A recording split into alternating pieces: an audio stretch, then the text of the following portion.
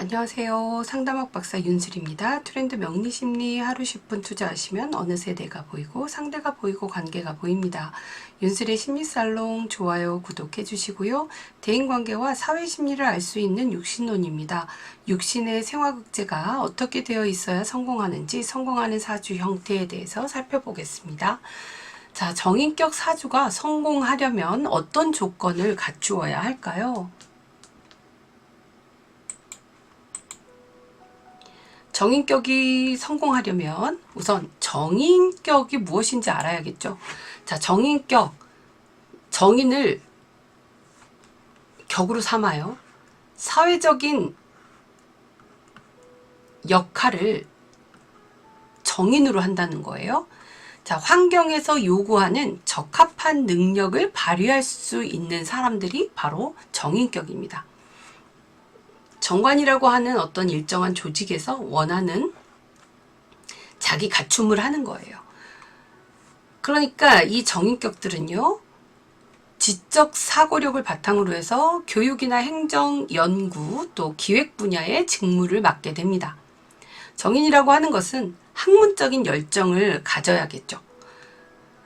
그리고 이 정인격은요, 육신의 삶에 있어서 관인상생을 먼저 합니다. 관인상생. 그렇게 임무를 수행하고 또 상관을 제화하여서 또 공헌도를 높이죠. 공헌도를 높이면 이 정인격 역시도 공헌도를 높였기 때문에 재생관해서 또 하나의 조직을 가질 수 있게 됩니다. 그럼 이러한 또 조직을 가지면 겁재와의 또 함께 이제 어떤 대행하는 조직이나 연구 개발에 대한 또 용역에 대한 직무를 담당을 하거나 또 어떤 경험을 겸비한 사람들과 함께 할 수도 있겠죠.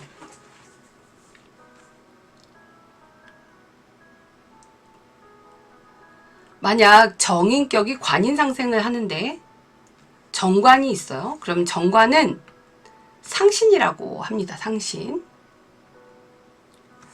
그리고 겁재는 정인격에 있어서 격구신이라고 해요. 왜냐하면 정제라고 하는 이제 정인격은 너무 현실보다는 현실에 치우치기보다는 현실적인 삶보다는 이상적인 삶을 살고 또 좀 더 견뎌서 이 관인상생할 수 있도록 능력을 점점 키워가야 하는데 현재에 만족하는 삶을 살아버리면 정인격이 이제 탐재하게 되는 꼴이 되는 거죠.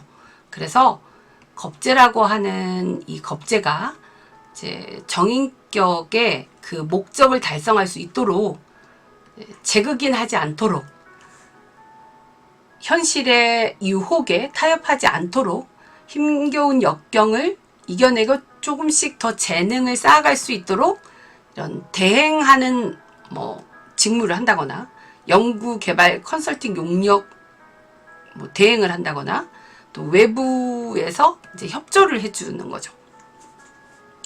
그렇게 해서 또 살아남을 수도 있습니다. 재극인하면 격귀신이 되고 이 격귀신을 재화를 해서 너무 현실적인 타협에 바로 넘어가지 않고 지금 환경에서 요구하는 어떤 환경의 변화가 있다면 그 변화에 맞는 것을 또 다시 능력을 겸비해서 한층 더 실력을 높여가려는 거죠. 그렇게 또 관에 맞게 행동을 하게 됩니다. 그렇게 해야만 정인격이 관인상생하고 재생관하고 또 상관도 제화하고 또 겁재로서 이 재생관한 재생관에서 겁재를 또 제화하면서 이러한 삶들이 이제 육신의 삶으로 정인격이 이제 바른 길을 가게 되는 거예요. 그런데 이 정인이 정관이 없다면 정인이 겁재에게 생을 하면서 겁재로부터 이 정관이 정인격은 겁재가 너무 왕하면 안 되는데 정관이 겁재가 너무 왕하지 않도록 이 정인이 더 커야 하는데 겁재가 너무 왕해버리면 또 상관으로 가려고 하거든요. 그래서 이제 정인격이 정관이 없으면 겁재가 더 살아나고, 또 정인격이 비겁이 너무 왕해버리면 겁재가 이제 재생관을, 겁재가 겁재 상관하러 가버리죠. 그래서 상관 경관하도록, 상관을 제화하도록, 제극하도록 해버리는 거예요. 그래서 관이 없어도 정관이 제화되는 거거든요. 관이 운에서 올 때. 그러면 이제 능력과 경험을 겸비한 사람으로서 새로운 조직을 갖게 되는데, 이제 정관운이 가버리면 또 그 조직도 이제 놓치게 됩니다. 자, 이런 정인격의 구성을 보면 정인격은 관인상생을 먼저 하고, 그리고 상관제화해서 또 공헌도를 높인다. 그리고 이 정인격이라고 하는 것이 성격이 되려면 일간에 근이 없어야 되고, 또 정인으로 왕해야 된다고 합니다. 만약 정인격이 파격이 되면 상관을 생해서 또 경제활동을 하려고 합니다. 상관을 생해서 경제활동을 하려고 하니까 이 정인격이 품위를 지키고 덕을 지켜야 되는 이 정인격이, 또 관에 맞게 행동해야 하는 정인격이 근이 있다거나 또 비겁이 너무 왕해서 파격이 되면 품위를 잃고 상관을 행해서 결국 상관 경관하는 일을 저지르게 됩니다. 비겁으로 신앙하면 타인의 능력을 활용할 수도 있지만, 이제 상관 경관하는 것은 이제 파격이라고 볼 수 있죠. 물론 정인격은요, 이제 겁재를 격구신으로 삼는다고 했죠. 일간이나 겁재가 격구신이 되는데, 이 격구신이 될 때는 어떤 것이냐, 제극인을 하지 못하도록 살짝 제화를 해주는 거예요. 그래서 현실에 유혹에 타협하지 않도록 잘 그 역경을 이겨내도록 재능을 쌓아가도록 하는 건데, 이것이 너무 커버리면 정인격이 파격이 되죠. 그리고 관이 없어도 인겁상으로 경험과 이제 이 경험을 쌓아서 다른 사람들과 새로운 조직을 갖고 나의 능력을 이제 펼치는 거죠. 인겁상으로. 가장 능력 있는 사람들이 인겁상인데, 이거는 개인의 능력이에요. 개인의 능력을 발휘하려면 정관이나 정제를 만나야지 발휘될 수가 있죠. 그렇게 되면 이제 파격이 되고 또 다른 길로 가는 것이다. 인겁상을 해서 정관을 제화해야지만 어떤 지적 재산권 또 저작권도 부여받고 전문 능력을 인정받는 것이 됩니다.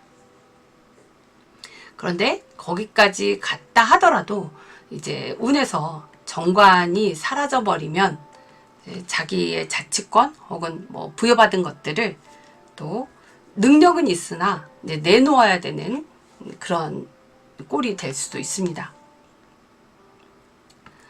그래서 정인이 겁재를 생한다라는 것은 어떤 새로운 환경에 대해서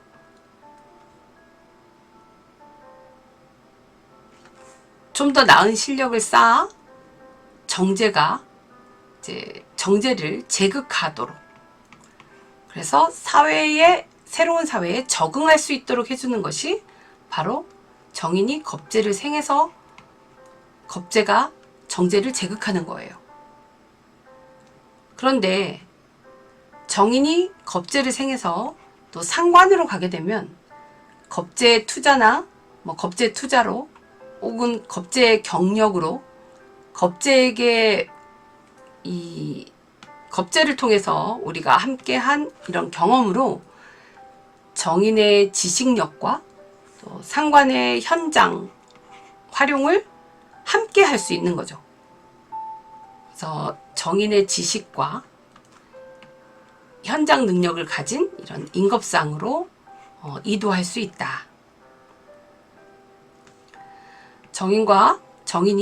정인격이 겁재 상관으로 가면 합격이 되는 거고요. 이도하는 거죠. 겁재 투자로 정인의 지식력과 또 상관의 현장 활동을 함께 할 수 있는 뭐 예체능을 한다거나 뭐 치유 활동을 한다거나 그리고 또 이런 문화 개혁을 한다거나 하는 것들도 이 인겁상에서 일어날 수 있습니다. 상당히 개인의 능력이 높은 사람들이 바로 인겁상이에요.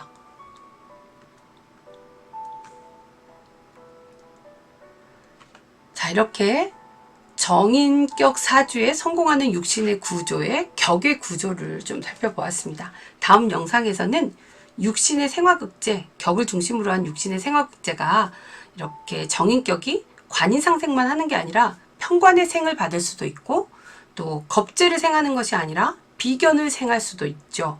그래서 이러한 정인격을 기준으로 한 생화극재를 살펴보도록 하겠습니다. 자, 어려운 부분이 있으면 여러 번 반복해서 들어보시고요. 정인격 사주도 꺼내놓고 분석해 보시고 또 임상을 해보시기 바랍니다. 매일 하루 10분 공부해 보시고요. 자, 윤슬이 심리살롱 좋아요, 구독해 주세요. 감사합니다.